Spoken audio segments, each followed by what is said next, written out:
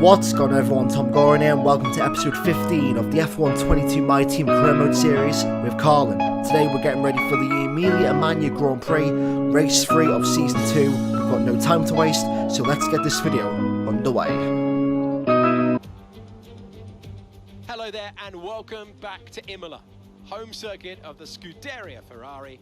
We expect to see a lot of local supporters in red today. They've all turned out for what we have every expectation will be a sensational event here at the Emilia-Romagna Grand Prix. 3.1 miles of track at Imola featuring 19 turns, 9 to the right and 10 to the left. Remember that Imola differs from most other Formula One tracks as it's driven anti-clockwise. Let's hope nobody forgets that today. The exit from turn 18 will probably be the setup for many of today's overtakes, leading as it does into the longest straight on the circuit and its only DRS zone. It's time to take a look at our starting grid for today's race. George Russell will begin today's event in pole position, and it's Charles Leclerc in P2. Looking down the rest of the grid, we have Hamilton, Norris, Daniel Ricciardo and Sainz, Magnussen, Oscar Piastri, Thomas and Pierre Gasly, Mick Schumacher, Bottas, Robert Schwartzman and Tsunoda, Albon, Stroll, Nicholas Latifi and Guan Yu Zhou, Verstappen, Perez, Ocon and David Beckman. And alongside me once again for coverage of today's race, it's none other than the great Anthony Davidson. Let's talk about Mercedes. We've had a significant regulation change for this season, but from what we can gather at this early stage, it seems they've had some trouble adapting their car. There are a few downcast looks within the team this weekend. I think they've been hit fairly hard by the new regs. But this is only the first step down a long road of development, and even if they don't maximise their points today, there are plenty more up for grabs this season.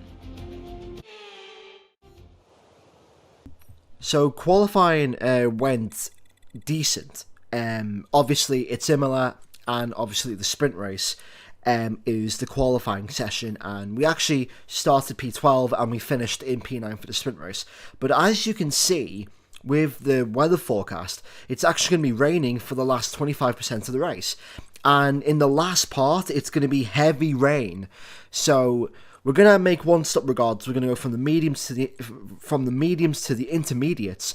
But the question is, will we have to pay for full wet if it's wet enough? Because if it does, that might make the difference. Here we go then. The formation lap gets underway and the excitement here is building as we near ever closer to the start of the race. Which team will come out on top? Who's got their strategies right for today's race? Well, we'll soon find out. As the cars come back to the grid to line up for the start of the race, each driver will be wanting to get the best start they possibly can. And they'll be hoping to finish today's race on the podium, failing that within the points.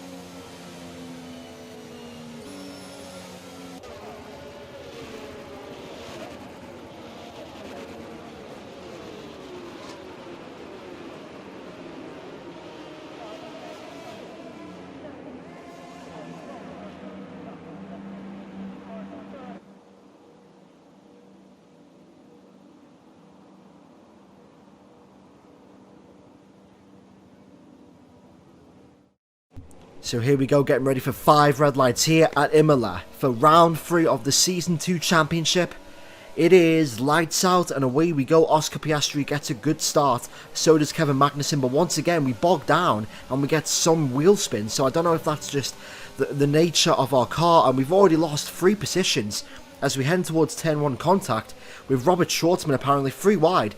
Going into turn 1, we have to mount the outside curb to avoid Yuki Tsunoda and Alex Albon in towards turn number 4, and we take the racing line and the curb, and we've lost positions at the start of the race. That's not a good sign as we dive down the inside of Valtteri Bottas and make contact again with Robert Schwartzman. But in this video, it's all about the Alfa Romeos, and once again I have to say I'm very annoyed with the lack of racecraft in the AI. As you can see, that is Daniel Ricciardo in the McLaren, and that McLaren has had an engine failure, as you'll see on the replay right here, right now. Daniel Ricciardo's season and McLaren's season not going any better in this F1 22 My Team career mode.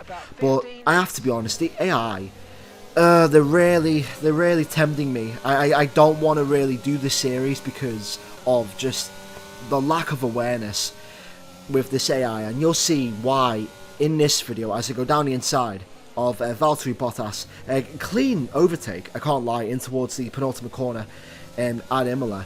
But to be honest, I think this was the first time this season where the car just hasn't had the pace that I had in Jeddah and also in Australia as we go clean around the outside of Robert Schwartzman. But as you can see, he holds on to the corner, and I don't know why. Why are you trying to dive down the inside of that? I mean, if that was literally league racing, I literally had a league race around here, RFL, and I was literally pulling those moves off, you know, regardless. And the cars I was overtaking, they weren't leaving their noses in like that. So why are they trying to do that? And once again, and it might look like I'm turning in on them, but come on, it's literally just like I'm ahead, and there's no real reason why you should literally keep your nose in like that. And I really hope for F1 23 that they just fix the AI and they make them more smarter when to fight, when not to fight. Because my problem with the AI is just they're too reckless. They just want to fight you too much, and they go for gaps that don't exist. Look at that again. Like, what is going on with this AI? It's really annoying me with this game, and it cost me track time, and it's just cost me position, and now we're outside the points on lap 15 of 32, and as you can see, the first drops of rain are on the way, and yep, it's time for the intermediate conditions. And I was pretty much pulling the trigger because I was just wanting to go aggressive, but as you can see, front right tyre, we've lost we've literally lost 7 tenths of a second to half a second. No, actually no, that's worse. We've lost 3 seconds on that, so that's even worse on the pit crew. So yeah, we've lost 3 seconds plus the contact with the Alfa Romeos, and as you can see, everyone's coming into the pits. Bottas, Lance Stroll, Yuki Tsunoda, and there goes Sergio Perez that we've just passed. Perez tries to fight back under brakes, but we reclaim that position. P12 again, we nearly lose the back end there.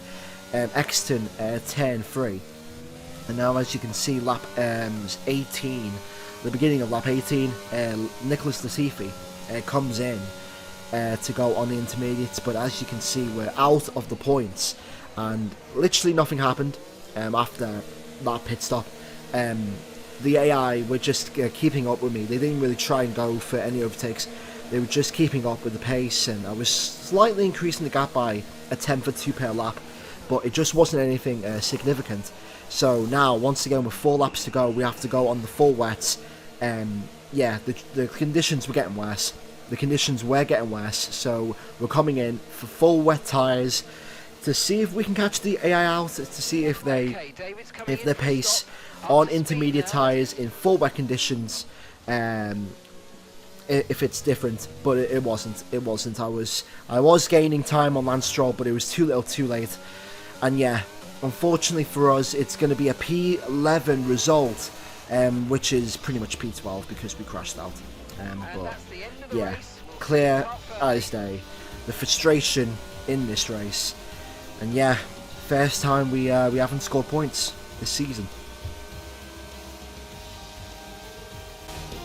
They take the checkered flag then here in Imola, what has been another outstanding Grand Prix.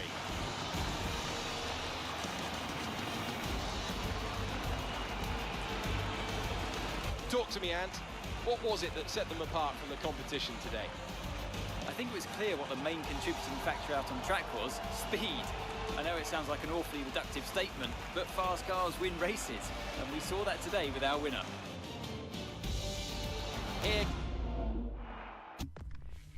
So as you can see, I've decided to skip over the podium animations. I was just a little bit frustrated as well because we qualified P9 and we had a chance to score 2 or maybe 1 point, but it didn't go our way today in this race. And yeah, that is that for episode 3 of season 2 of the F122 Carlin career mode. The next race will be the Miami Grand Prix circuit, so hopefully we can get a better race out of that. Also, I'm really contemplating replacing David Beckman, because David Beckman was literally nowhere in this race, and I think it's time to replace him as we enter mid-season. But thanks for watching, make sure to leave a like, share, comment and subscribe, and I'll see you all in the next video. Goodbye.